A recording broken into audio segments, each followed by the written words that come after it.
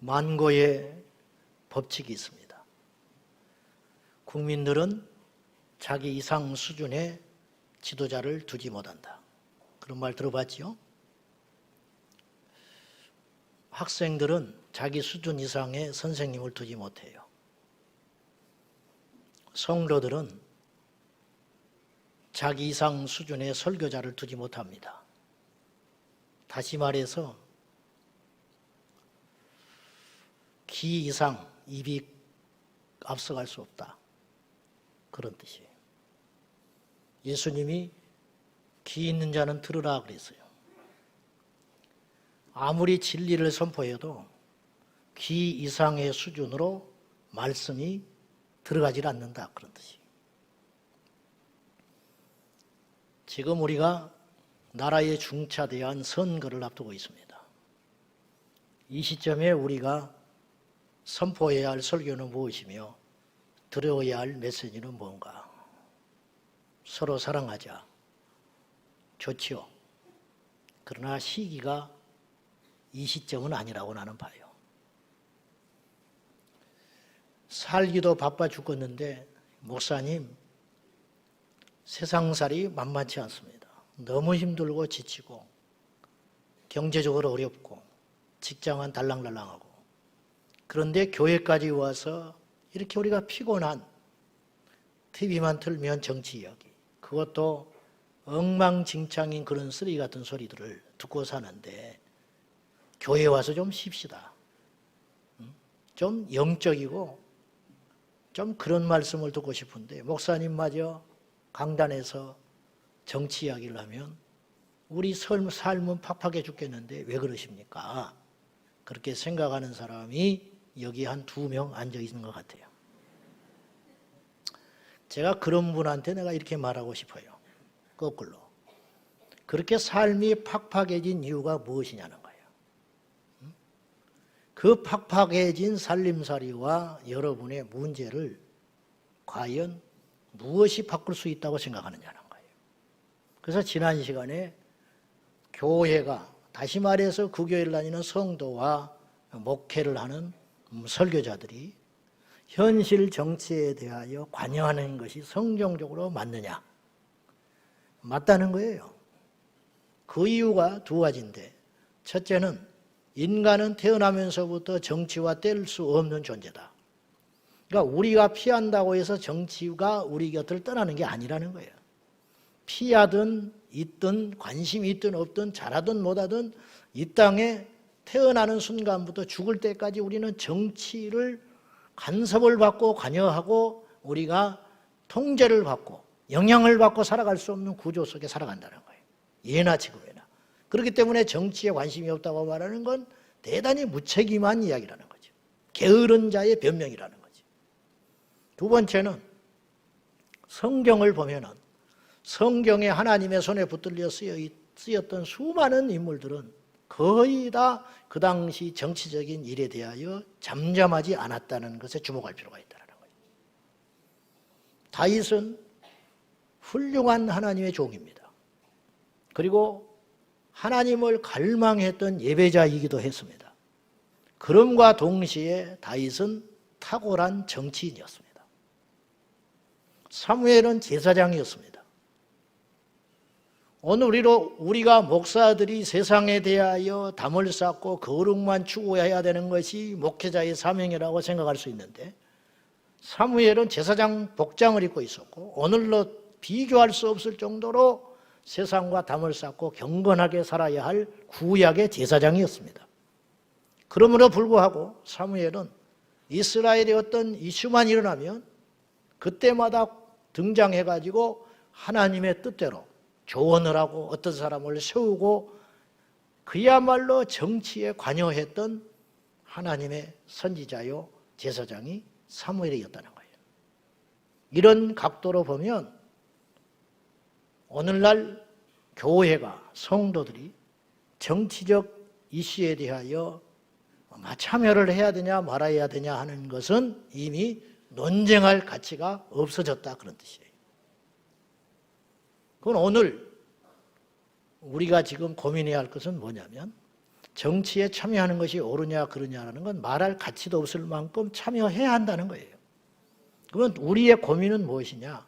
오늘의 주제이기도 한데 어떤 방식으로 이 현실 정치 속에 우리가 관여하는 것이 하나님의 방법이냐 하는 것이에요. 이걸 우리가 고민을 해야 한다는 거예요. 그 전에 우리가 질문을 해야 할 게 있는데 먼저 세상의 정치 권력 집단은 다 악한가 하는 거예요.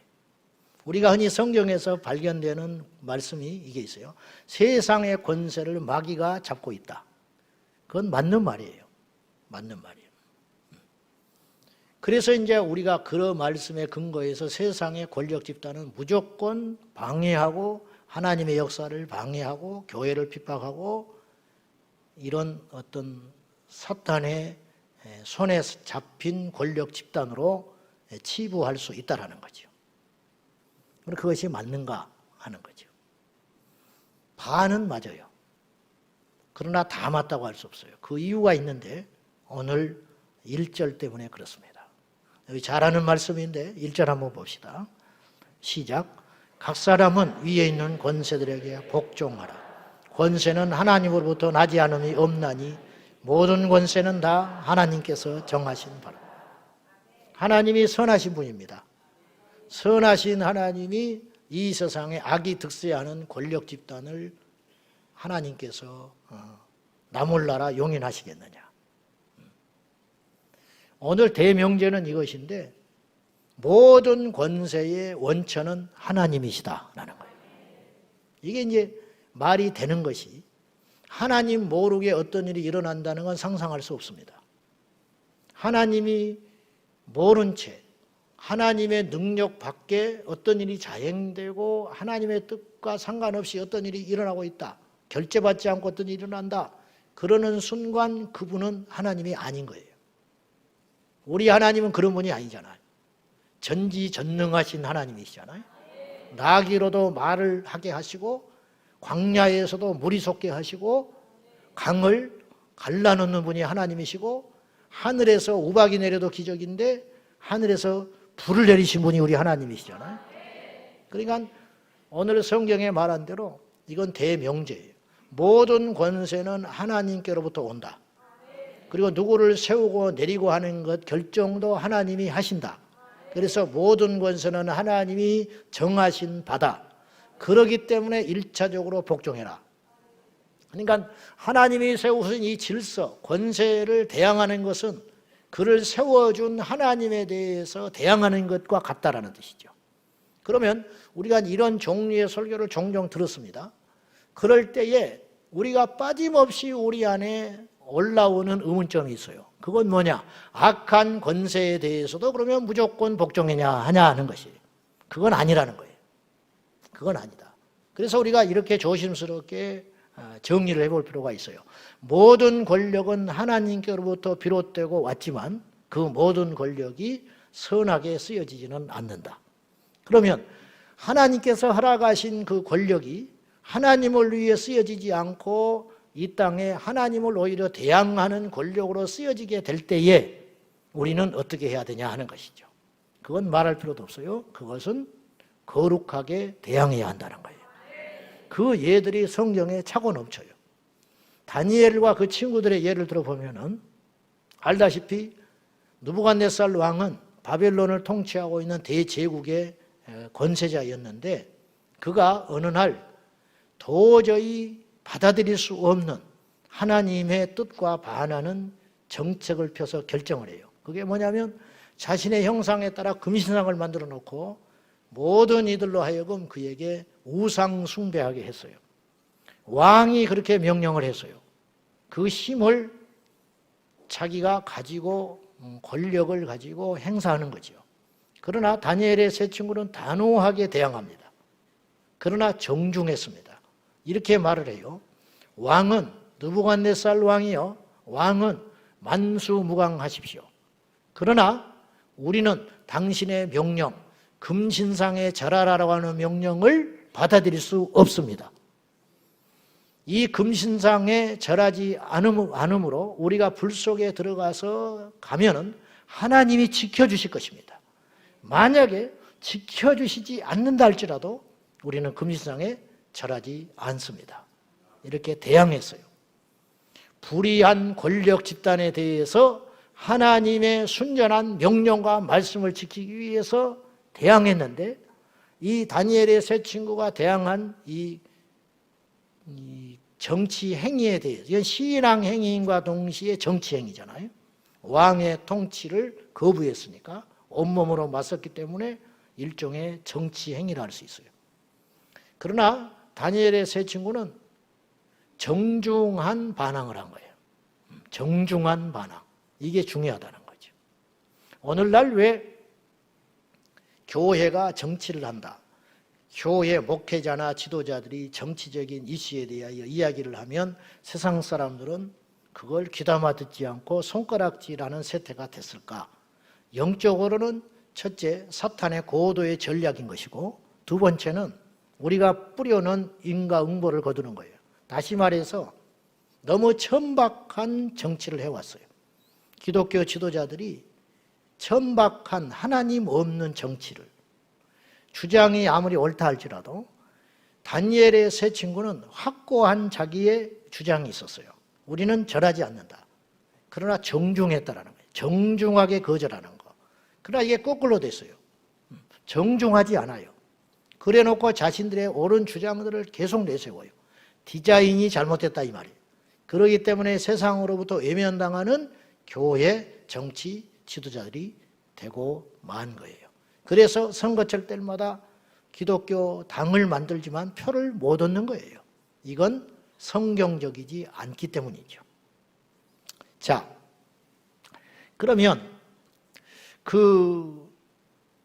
하나님이 세워놓은 그 권력은, 악한 권력은 분명히 하나님의 뜻은 아닐진데, 그 권력 집단은 그렇다면 하나님의 통제 밖에서 무소불위의 힘을 가지고 지금 무슨 일들을 하고 있는가?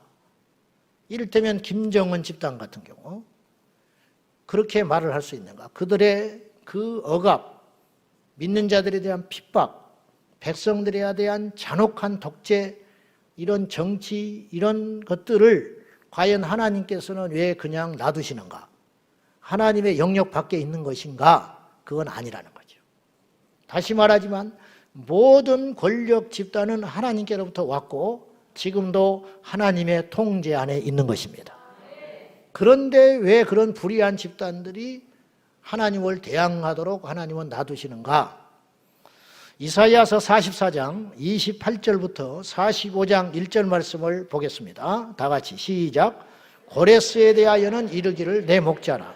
그가 나의 모든 기쁨을 성취하리라 하며, 예루살렘에 대하여는 이르기를 중건되리라 하며, 성전에 대하여는 내 기초가 놓여지리라 하는 자니라.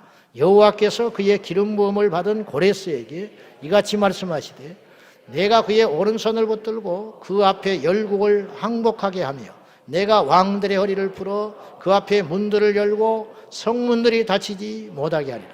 이게 무슨 뜻이냐? 고레스는, 성경에는 고레스라는 이름으로 번역이 됐지만 역사 속에서는 이 고레스라는 인물은 페르시아 초대 왕 키루스 2세를 일컫는 것입니다. 키루스 2세는 역사적으로 무슨 일을 했냐면 예루살렘을 난데없이 해방시켜줘 버렸어요. 이건 상식적으로 안 맞는 소리예요. 왜냐하면 노동력이 당장에 줄어버려요. 자기의 국력이 쇠해집니다. 그런데도 불구하고 키루스 2세는 난데없는 결정을 해가지고 멀쩡한 이스라엘이 반란을 일으킨 것도 아니고 속썩이는 것도 아닌데 절묘하게 70년 동안 포로 생활을 하던 그들을 난데없이 예루살렘으로 해방시켜 보내줘 버려요. 그것도 재물을 막 챙겨줘가지고. 알고 봤더니 이런 일들이 고레스가 한 게 아니고 하나님께서 고레스를 세워서 그 일을 하셨다는 거예요. 고레스는 하나님을 믿는 종이 아니에요. 고레스는 이스라엘 왕도 아니에요. 그런데 성경은 말하기를 고레스에 대해서 이렇게 정체성을 이야기해요. 고레스는 나의 목자다. 내가 사용하는 목동이라는 거예요. 그리고 고레스는 내가 기름을 부어서 세웠다. 흔히 성경에서 기름 부음 받은 자, 그리스도라는 말, 이 이 기름 부음 받은 존재들은 하나님의 일을 하는 사람으로 특화된 사람들이에요. 제사장, 왕, 선지자 등등. 근데 고레스는 겉으로 보기에는 하나님의 일을 해내는 사람이 아니에요. 그가 무슨 뭐 성전을 지은 사람도 아니고 무슨 제사장들을 이렇게 키워낸 사람도 아니고 안식일을 선포한 사람도 아니에요. 근데 그는 하나님의 도구였다는 거죠. 이방인에게도 이런 이방인의 권세자에게도 하나님의 통치와 하나님의 이 통제가 계속되고 있다는 것을 우리가 기억해야 돼요. 또 하나의 예를 들면 성경에 모세가 대적했던 바로가 등장합니다. 이 바로는 모세가 대면했던 바로는 투트모세 3세로 불렸는데 무려 54년을 고대 이집트를 집권했던 이집트 18대 왕조 6번째 파라오였습니다. 근데 그는 모세와 대항한 인물로 유명한데 알고 봤더니 그 대항하는 것도 자기 임의로 대항한 것이 아니었다고 성경은 나와요. 출애굽기 9장 12절을 보겠습니다. 자, 시작. 그러나 여호와께서 바로의 마음을 완악하게 하셨으므로 그들의 말을 듣지 아니하였으니 여호와께서 모세에게 말씀하신 것 같더라. 바로가 정신을 못 차리고 이성을 잃었어요. 왜냐하면 무지무지 고생했거든요. 하나님을 대적해가지고. 갑자기 광명이 사라져버리고 전염병이 창궐하고 난데없는 파리떼, 이떼가 침몰하고 개구리떼가 올라오고 나중에는 급기야 이집트에 거하는 이집트 민족의 모든 장자가 죽어버려요. 가축도 죽었어요. 자기 자식도 장자가 죽었어요. 이런 고난을 겪으면서도 기어이 이스라엘을 낳아주지 않았습니다. 알고 봤더니 성격이 그런 게 아니고 그렇게 마음을 컨트롤하는 분이 계셨는데 우리는 납득이 안 되고 이해할 수 없지만 그 마음을 완악하게 붙잡고 계셨던 분이 우리 여호와 하나님이셨다라는 거예요. 그럼 왜 이런 일을 하시냐는 거죠. 일찌감치 그냥 보내줘 버렸으면 서로 출혈이 없이 좋았을 텐데 왜 이런 일을 이루게 하셨느냐? 대적할수록 하나님의 기적이 나타나게 됐다는 거죠. 대적함으로 홍해가 갈라지게 되고 대적함으로 이스라엘만 하나님께서 지키시는 민족임이 만방에 선포가 됐어요. 다 어두운데 이스라엘 땅이 거하는 고센 땅에는 빛이 햇볕이 가리지 않았고 모든 이 애굽의 장자들이 죽어나갈 적에 이스라엘 백성들의 가축과 자녀들은 한 명도 죽지 않았다는 거죠. 이런 일이 어떻게 해서 가능하냐? 우리는 이해할 수 없지만 인간의 아픔과 불행까지를 통해서도 하나님은 이 땅에 당신이 창조주 하나님이요 이 땅을 통치하시는 살아계신 신임을 증명하고 계시다는 것이죠. 여기까지 우리가 잠깐 중간 정리를 해보면 첫째, 모든 권세는 하나님께로부터 부여된 권력이다. 이는 신성한 권력이나 선한 권력이나 심지어는 악한 권력에 대해서도 역시 하나님께로부터 부여된 권력이다. 이거는 부정할 수가 없다는 거죠. 두 번째는 그 악한 권력과 선한 권력을 판단하여 순응을 하든지 우리가 대항을 하든지 하는 그 기준점이 있어야 되잖아요. 그 기준점은 어디서 나오는 것이어야 하느냐? 그것은 오늘 4절에 나와 있어요. 자, 아까 제가 다시 한번 말할게요. 그러면 하나님이 세워진 권력에 대해서 무조건 복종하라고 성경은 마구잡이로 명령을 하셨는데 그러면 악한 권력 집단에 대해서도 우리가 무조건 순종해야 되냐? 그건 아니라는 거죠. 그러면 악한 권력 집단인지 선한 권력 집단인지 우리가 무슨 기준으로 판단을 하냐는 거예요. 그 판단의 기준이 너무도 다양스럽게 오늘 성경에 제시되고 있다는 거예요. 그것이 4절에 있어요. 4절 한번 봐요. 시작. 그는 하나님의 사역자가 되어 내게 선을 베푸는 자니라. 그러나 내가 악을 행하거든 두려워하라. 그가 공연히 칼을 가지지 아니하였으니 곧 하나님의 사역자가 되어 악을 행하는 자에게 진노하심을 따라 보응하는 자니. 여기서 하나님의 사역자라는 말이 2번이나 등장을 했어요. 우리가 복종하고 순응해야 할 권력 집단의 특징은 어떤 특징이어야 되냐면 하나님의 사역자 집단이어야 한다는 거예요. 이 사역자라는 말은 쉽게 말하면 사신이라는 뜻이에요. 사신. 우리가 교회 일을 하는 사람을 일컬어서 사역자라고 하지 않습니까? 사도 그런 뜻이죠. 하나님이 해야 할 일을 대신 수행하는 자들, 이런 사람을 사역자라고 그래요. 그러면 하나님의 사역자, 마귀의 사역자는 마귀에게 붙들려서 이 세상의 악을 조종하는 자들을 마귀의 사역자라고 할 수 있죠. 하나님의 사역자라는 말은 하나님께서 이 땅에 이루시고자 하는 일들을 대행하는 자들, 이런 사람들이 사역자라는 뜻이에요. 그러므로 우리가 순응하고 복종하고 순종해야 할 권력 집단의 특징은 어떤 집단이어야 되냐면 하나님의 일을 대행하는 존재들이어야 한다는 거예요. 그러면 제가 여러분에게 묻고 싶은 것은 하나님의 일을 대행하는 자들이 동성애를 조장하겠냐는 거예요. 하나님의 일을 대행하는 자들이 음행을 조장하겠냐는 것이죠. 하나님의 일을 대리한다고 하는 자들이 이 땅을 분열을 시키고 어지럽게 만들며 예배를 못 드리게 하고 성도의 신앙을 파괴하고 젊은이들의 교육을 망치려는 집단들이 하나님의 사역을 하는 사역자일 수 있냐는 것이죠. 그렇다면 그렇게 대항하는 집단이 있다면 우리는 불응하고 저항해야 한다는 거예요. 다니엘처럼. 이들의 특징은 하나님께서 당신의 사역자들을 권력자로 세워진 이유가 있는데 무엇을 하라고 세웠냐면 4절 후반절에 보면 하나님의 사역자가 되어 악을 행하는 자에게 진노하심을 따라 보응을 하라고, 악한 자는 심판을 하고 선한 자에게는 상을 주라고 하나님께서 권력을 주셨다라는 거예요. 그러나 이걸 행하지 않고 있다면 우리는 어떻게 한다고요? 우리는 저항하여 바꿔야 한다는 거예요. 하나님이 알아서 다 하시는데 우리가 뭐하러 합니까? 그렇게 말하는 것은 마치 하나님이 어차피 구원받을 사람은 다 우리가 전도 안 해도 다 구원시켜 주실 것이고 망해서 지옥 갈 사람들은 전도를 아무리 해도 안 될 텐데 뭐하러 전도를 합니까? 라고 묻는 바보 같은 질문과 똑같다는 거예요.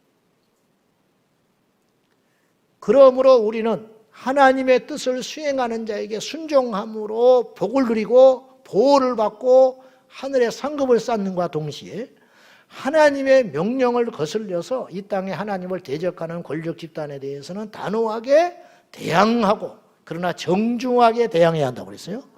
우리가 대항하고 그들에게 경고하고 감시하고 바꿈으로 인하여 우리는 피를 흘리게 되는 거죠. 우리는 시간을 들여야 되고 마음을 아프게 해야 되고 심지어는 세례 요한처럼 목이 잘려 죽을 수도 있다는 거죠. 그런 것을 감수해 갈 때 하나님께서는 그 신앙인을 기뻐하시고 그에게 하늘에서 상으로 보상해 주신다는 거예요.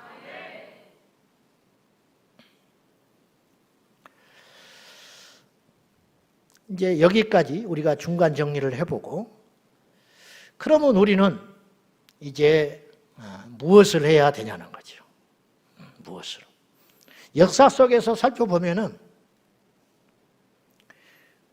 잘못된 권력 집단에 대항하고 저항하기는커녕 아부를 함으로 그들의 이 땅에서의 평안한 삶을 누리려고 했던 잘못된 무리들이 있었어요. 교회 안에서도. 이를테면 히틀러가 등장했을 때 히틀러의 독재에 무서워가지고 선전대원 역할을 자처했던 독일 교회 지도자들이 있었어요. 나중에 전쟁 후에 그들은 마땅히 공개 사죄를 해야 했어요.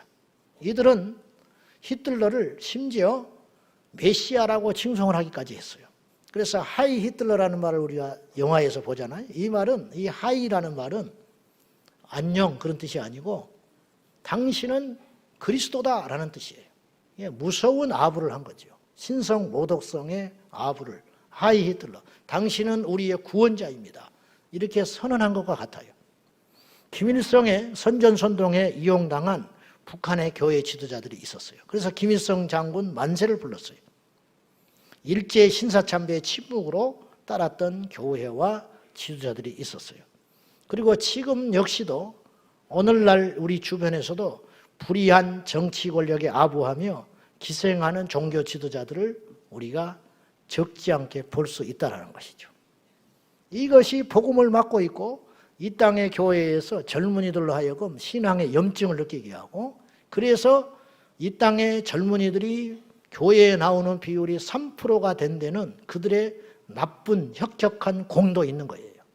이런 천박한 하나님 없는 정치를 우리가 기도함으로 거룩한 문화로 바꾸어서 이 시대에 하나님이 함께하는 정치를 우리가 해야 한다는 것입니다. 그러면 결론적으로 우리는 무엇을 지금 해야 되냐는 거죠. 오늘의 주제가 이거예요. 교회는 어떤 식으로 정치에 참여할 수 있는가 하는 거죠. 하나님의 선하신 뜻을 이루는 이 시대의 요셉, 다니엘, 모르드게가 에스더가 될 수 있겠는가? 역사의 예를 들어보고 마치려고 합니다. 이 예들은 웨인 그루던 목사님이 쓴 성경과 정치라는 이렇게 두꺼운 책이 있어요. 그 번역한 분이 저한테 책을 보내줘서 제가 그 책을 읽고 굉장히 많은 인사이트를 얻었습니다.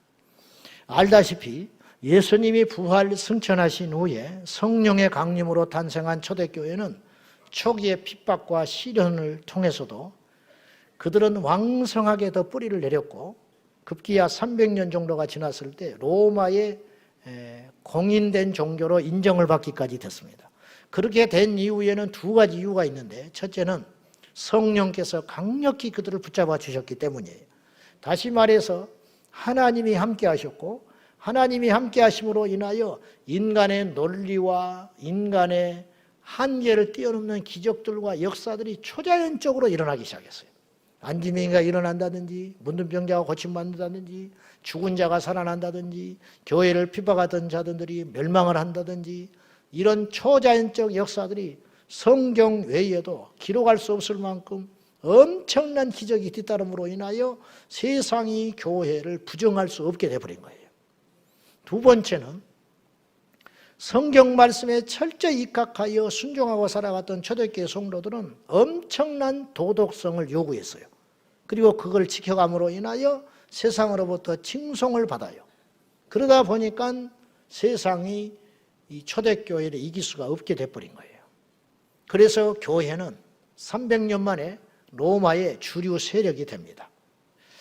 그래서 여러분도 알다시피 로마에 막대한 영향력을 미치는 교회로 성장하게 되면서 훗날의 이 기독교회는 당시 세계의 제국이었던 로마의 법과 사회 전반에 엄청난 선한 영향력을 미치게 되고 훗날의 유럽과 전 세계에 영향을 미치게 됩니다. 당연하게도 그 영향력은 폭력이나 억지가 아니고 합법적인 입법 절차 그리고 그것을 이루기까지 수많은 성도들의 눈물과 순교의 피의 제물 위에 세상이 점점점 따뜻해지고 합리적이고 도덕적이 되고 아름다워져 가게 되는 것이죠. 315년 로마에는 이런 법들이 없어지게 됐습니다. 그 당시 315년 전까지 로마에서는 범죄자가 되면 얼굴에 낙인을 불도장으로 찍어버렸다고 그래요. 얼마나 이게 비인격적인 것입니까? 근데 얼굴에 죄인에게 낙인을 찍는 잔혹한 형벌이 315년에 폐지가 됩니다. 왜 폐지가 됐을까? 로마가 정치를 잘해서 그럴까요? 민주적인 의회 정치가 발전하기 때문에 그랬을까요? 천만에 그 뒷배경에는 기독교 정치 세력이 있었다는 거예요. 361년 그 당시까지 로마는 범죄자에게 남자와 여자를 구분하지 않고 동시에 수용을 했다고 그래요. 그러니 거기서 일어난 일은 얼마나 무시무시하고 무서운 일이 많이 벌어졌겠어요. 여자들이. 그런데 361년에 로마는 남자와 여자를 구분하여 죄수들을 수용하는 법이 확립이 됐다는 거죠. 지금 생각하면 너무 당연한 일 같지만 이런 일들이 기독교 정치 세력이 아니었으면 훨씬 늦게 나타났을 거라는 거예요. 374년에 로마에서 당시 성행되던 유아 살해, 유아 납치, 그리고 낙태가 불법화되기 시작했습니다. 물론 그 법이 제정되고서도 지키지 않는 사람은 있었겠지요. 그러나 공식적으로 그 법이 만들어졌다는 게 중요하다는 거예요. 404년에 우리가 잘 아는 수만의 검투사들이 대결을 하다가 죽음으로 몰아넣는 이 잔혹한 검투 경기가 404년에 대해서 불법적으로 제도화돼요. 이제 검투 행위가 없어지게 되는 거죠. 뭐 때문에 그랬느냐? 기독교 세력 때문에 그랬다는 거예요. 아일랜드, 프러시아, 리투아니아 등에서 성행되던 인신제사 관행이 중단되게 됩니다. 소아 성애가 불법화되게 되고 여성의 재산권과 기타 권리가 보장되게 이르며 일부 다처제가 폐지가 되고 인도에서는 1829년에 들어서야 과부가 되면 남편이 죽고 나면 과부를 생사람을 화형시키는 악습이 법으로 금지되기 시작해요. 1829년이에요. 그때가. 뭐 때문에 그러느냐? 복음 때문에 그런 일이 생기는 거예요. 중국에서는 여인들의 발을 묶어 불구가 되게 하는 전족이 성행되고 있었습니다. 이 법이 1912년에서야 불법으로 막아져요. 뭐 때문에? 선교사들 때문에 막아져요. 독일에서 공교육을 시작하도록 정부 관료를 설득하는 일이 이미 16세기에 기독교 세력에 의해서 이루어져요. 공교육을 시작하도록. 그리고 유럽에서 시행된 모든 어린아이들에게 의무 교육이 시행되기 시작해요. 여러분, 신분을 탈피하고 철폐하는 데는 교육의 역할이 엄청나게 컸거든요. 그러니까 어린아이들에게 교육의 평등권을 주자는 거예요. 이런 발상은 성경에서 나온 것이라는 거예요. 이것이. 남녀가 평등하다는 것은 오늘날 너무 당연하게 받아들여집니다. 그러나 남녀 평등이 실현된 게 얼마 되지 않아요. 여자들에게 투표권이 주어진 게 얼마 되지 않는다고요. 1830년대 미국의 노예 제도를 폐지하자고 주장하는 폐지론자의 3분의 2가 기독교 지도자들이었어요. 물론 기독교를 의도적으로 폄하하고 교회를 핍박하려는 자들의 논리에 의하면 미국의 이 흑인 노예 제도를 찬성하는 사람들이 교회에 줄을 서야겠다고 주장을 해요. 교회의 지도자들이나 성도들 중에서도 노예 제도에 이득을 보는 자가 있었고 노예 제도를 주창하는 사람들이 분명히 있었어요. 그러나 부정하지 말아야 할 것은 압도적으로 노예 제도를 폐지하자고 하는 사람들은 대부분이 크리스찬이었다는 것을 부정해서는 안 된다는 거예요. 미국의 독립선언서와 미국의 수정헌법을 만들 때에 성경에 기초한 기독교 사상과 교회 지도자들의 공헌이 있었다는 것을 우리는 무시해서는 안 되는 것입니다. 기독교 정신은 개인의 인권과 자유, 그리고 법 앞에서의 평등, 종교와 신앙의 자유, 가정과 어린 약자들에 대한 보호, 여성과 노약자들에 대한 권리 증진, 시민들의 정치 참여 자유 등등 지금 우리 21세기를 살아가는 우리들이 너무도 당연하게 받아들이고 있는 이런 가치들을 세우는 데 있어서 기독교적 영향력이 지대했음을 누구도 부정할 수는 없다는 것이에요. 우리 대한민국도 마찬가지입니다. 여성들의 사회 진출, 우리나라 1호 여의사가 바로 선교사의 손에 의해서 미국에 같이 가서 공부하고 돌아온 여의사, 이게 탄생한 거예요. 당시 종과 주인이 밥상에서 같이 밥도 먹지 못할 때 교회에서는 어떤 일이 벌어지고 있었느냐? 백정이 예배를 드리게 되고 종과 주인이 한 교회를 섬기다가 종은 장로가 되고 주인은 장로 선거에서 떨어지는 엄청난 기적과 같은 사건들이, 오늘날에는 그런 일이 흔하게 일어난다고 하지만은 100년 전에 한국교회에서 그런 일이 일어났다고 한다는 것은 이 세상을 충격에 몰아냈기에 부족함이 없었다는 것이죠. 어디 여자가 남자하고 같이 앉아서 예배를 드려?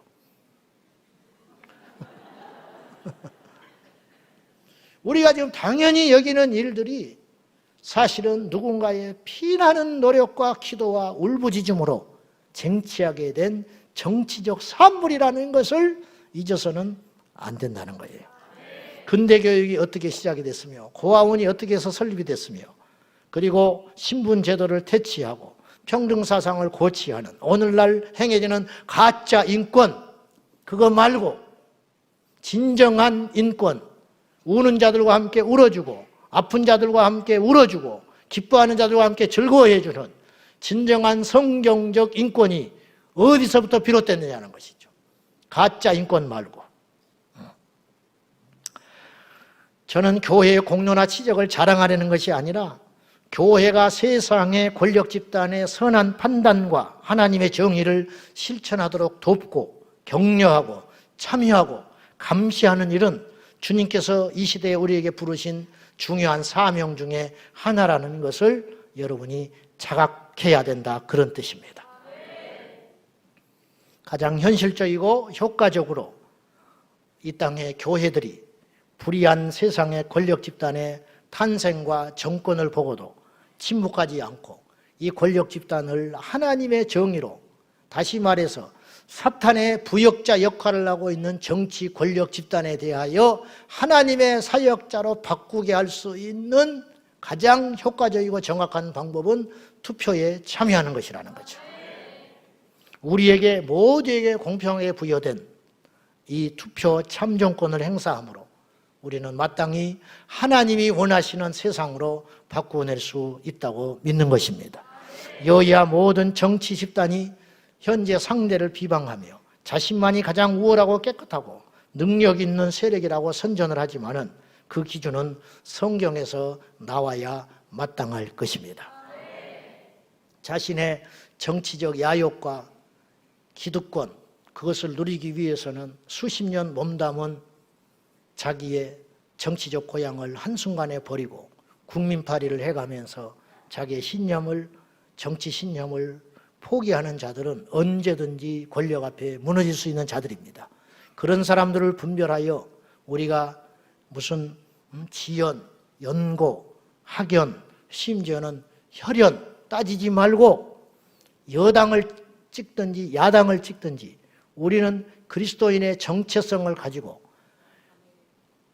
우리 지역에 나온 후보가 과연 성경에 합당한 도덕의식으로 무장하고 있으며 과연 이 나라의 장래 우리 자녀들을 위해서 헌신할 수 있으며 과연 이 땅에 진정한 평안과 자유를 가져다 줄 수 있는 깨어있는 사람인지를 분별하여 우리가 그들에게 투표해야 한다는 것이지요. 그래서 우리를 대신할 이 시대의 모르드게 국회에 들어가서 포괄적 차별금지법을 막고 이 나라에 무너져버린 교육을 다시 한번 세우고 허물어져가는 국방을 일으켜 세우고 이 땅에 감소하고 있는 출산율을 드높일 수 있으며 이 나라를 지켜낼 수 있는 이 시대의 에스더, 이 시대의 요셉, 이 시대의 다니엘, 이 시대의 모르드게를 우리 손으로 잘 뽑아서 하나님께 영광을 돌려야 할 것입니다. 여러분에게 내가 숙제를 2개를 줄 거예요. 얼마나 지금 정치인들이 자기들만 생각하는지 선거가 한 달도 안 남았는데 아직 그 지역구에 어떤 후보가 나올지도 다 안 정해놨어요. 이게 말이 됩니까? 우리가 어떻게 검증을 합니까? 무슨 시간을 가지고. 이 사람을 뽑으면 나한테 유리한가? 이 사람을 공천을 주면 장차 내가 써먹을 수 있는가? 이런 것만 생각하고 있지 이 사람을 뽑으면 이 지역구가 어떻게 될 건가? 이 사람을 뽑으면 장차 우리나라가 좋아질 것이냐? 안중에도 없다. 이런 말. 비례대표제 없어야 됩니다. 우리 손으로 뽑지 않은 사람을 왜 국회의원이 돼야 됩니까? 이건 정치적인 이야기가 아니라는 거예요.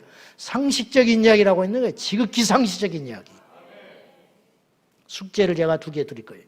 첫째는 여러분이 속한 지역구가 어딘지를 아셔야 돼.